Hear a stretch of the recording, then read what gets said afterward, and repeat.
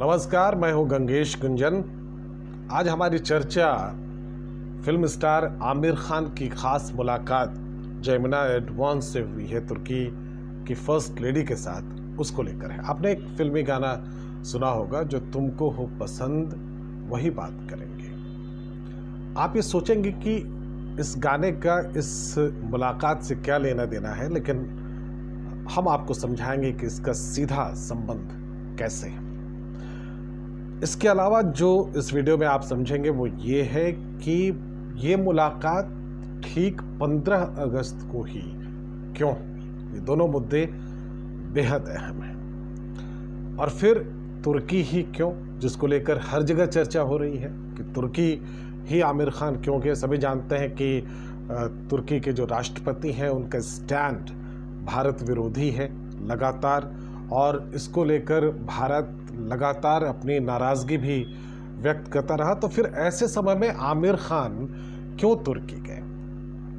तुर्की के राष्ट्रपति ने इस बीच में क्या क्या कहा, पहले एक नज़र आपको ज़रूर डालना चाहिए इस पे।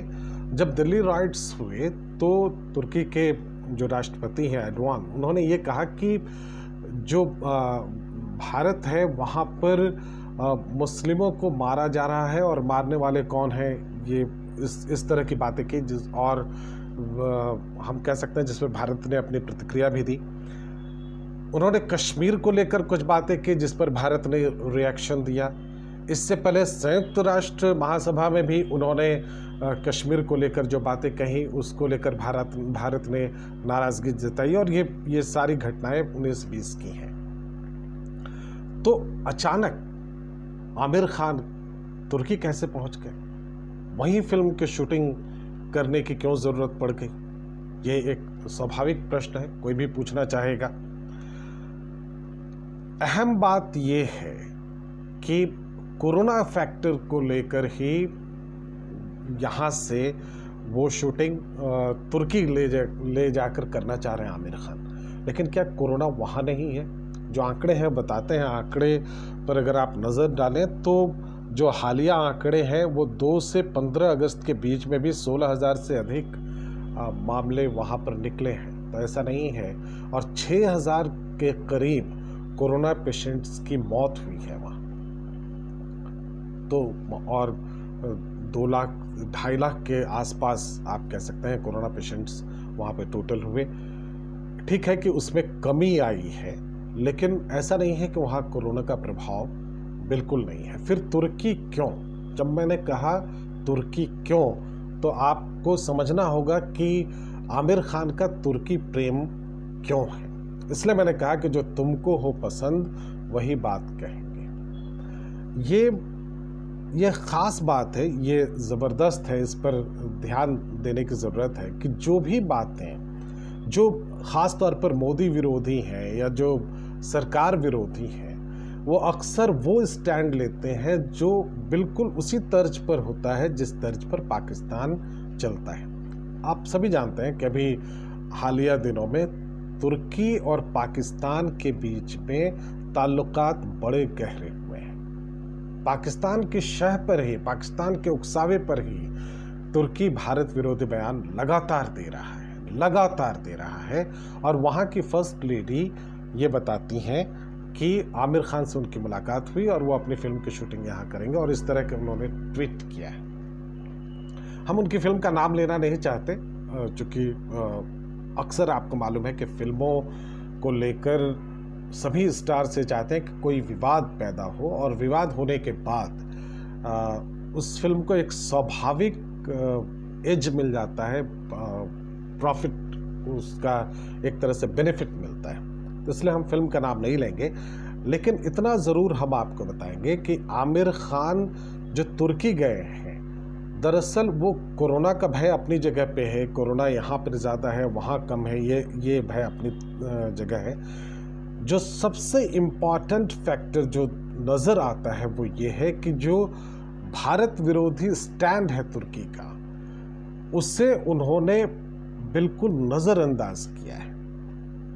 और एक नागरिक के बतौर और ख़ासकर जब आप सेलिब्रिटी हैं, आपको 130 करोड़ लोगों का प्यार है, उनके आप स्टार हैं, ऐसा करना कितना ख़तरनाक है और इससे किस तरह के मैसेज जाएंगे, इसको आमिर खान कोई बच्चे नहीं हैं, वो अच्छी तरह समझते हैं। और ये समझते हुए भी उन्होंने ये रिस्क उठाया और एक तरह से क्लियर कट मैसेज दिया उन्होंने, जिसको पढ़ने की ज़रूरत है। तो हम चर्चा ये कर रहे थे कि जो पाकिस्तान का स्टैंड होता है, पाकिस्तान का स्टैंड ये है कि वो तुर्की से बहुत करीब है, इसलिए अचानक जो सरकार विरोधी सोच रखने वाले लोग हैं, उनका तुर्की से प्रेम बढ़ गया है। तुर्की ही क्यों, दूसरे देश में भी जा सकते थे वो शूट करने के लिए, वहाँ जाना उन्होंने उचित नहीं समझा। अब दूसरा अहम फैक्टर जिस पर बात करना मुझे लगता है कि बहुत ज़रूरी है और इस पर बिल्कुल स्पष्ट दृष्टि होना बहुत ज़रूरी है। ठीक 15 अगस्त को ही ये मैसेज क्यों देना पड़ा आमिर खान को? आमिर खान इसके ज़रिए कहना क्या चाहते थे, इस मुलाकात के ज़रिए उन्होंने क्या कहने की कोशिश की है?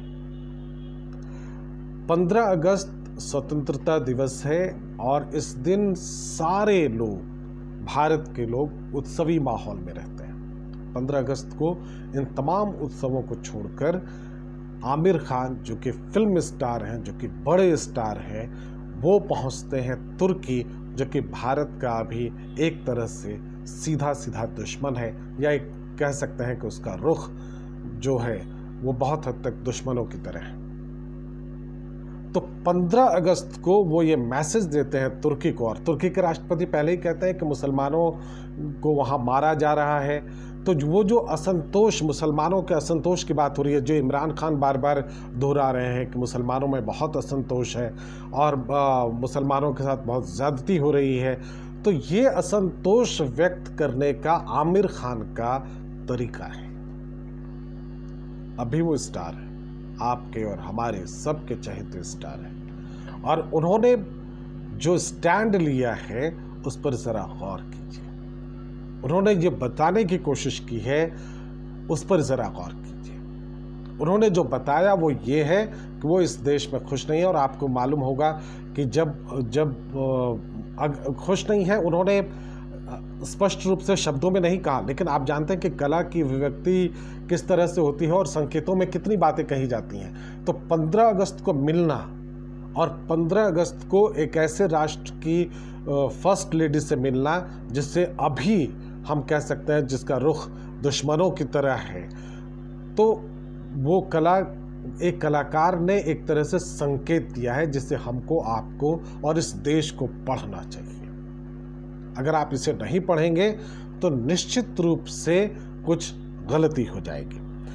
अब एक इम्पॉर्टेंट बात यह है, जब भी 15 अगस्त की बात होगी, अब जो सेलिब्रेशन की बात हमने कही कि 15 अगस्त को एक सेलिब्रेशन होता है, आप जानते हैं कि कई राष्ट्र ऐसे हैं जहां जब स्वतंत्रता दिवस या इस तरह के राष्ट्रीय उत्सव मनाए जाते हैं, तो जो सेलिब्रिटी होते हैं वो बाहर के देश में भी अगर होते हैं तो वो लौट कर आते हैं, और लौट के आने के बाद अपने देश के सेलिब्रेशन में शामिल होते हैं। लेकिन आमिर खान, जो कि इतने बड़े सेलिब्रिटी हैं, वो इसमें शामिल नहीं होते हैं। अपने देश के स्वतंत्रता दिवस पर वो आना उचित नहीं समझते हैं, बल्कि वो तुर्की की फर्स्ट लेडी से मिलना ज़रूरी समझते हैं। ये आमिर खान से जो उनकी मुलाकात है उसका निहितार्थ है।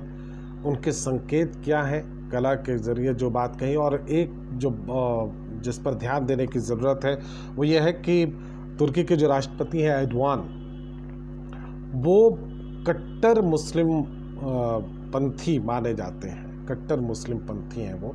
इसके पहले इतनी कट्टरता वहाँ नहीं थी तुर्की में, लेकिन एर्दोगान अपने आप को इस्लामिस्ट के तौर पर एक बड़े नेता के तौर पर सामने लाना चाहते हैं। और ऐसे में आमिर खान जब उनसे जाकर मिलते हैं तो वो एक साथ कई बातें, कई मैसेज कन्वे करते हैं। हम और आप उसे किस तरह से लेते हैं यह बिल्कुल हम लोगों के ऊपर डिपेंड करता है। इस देश को इन बातों पर बहुत गौर करना चाहिए।